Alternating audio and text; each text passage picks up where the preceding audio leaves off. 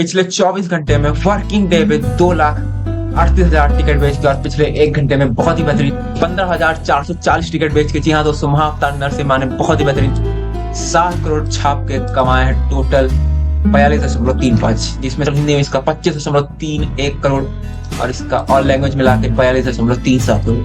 देखने लायक बात होगी क्योंकि आज से नॉर्थ अमेरिका में भी ऑफिशियली मूवी लग चुकी है, तो बहुत ही बेहतरीन होगा। लेकिन वर्किंग डे पे वो भी 4 लाख के आसपास का, जब जो कि बहुत फिनोमिनल है, स्पेशली इस समय अधिकतर जगह थोड़ी थोड़ी बारिश का मौसम शुरू हो रहा है। देखते हैं मूवी कहाँ तक जाती है, लेकिन सन ऑफ सरदार और धड़क 2 का कोई भी असर महाअवतार के डिवाइन दर्शन पे नहीं हो रहा है। धन्यवाद।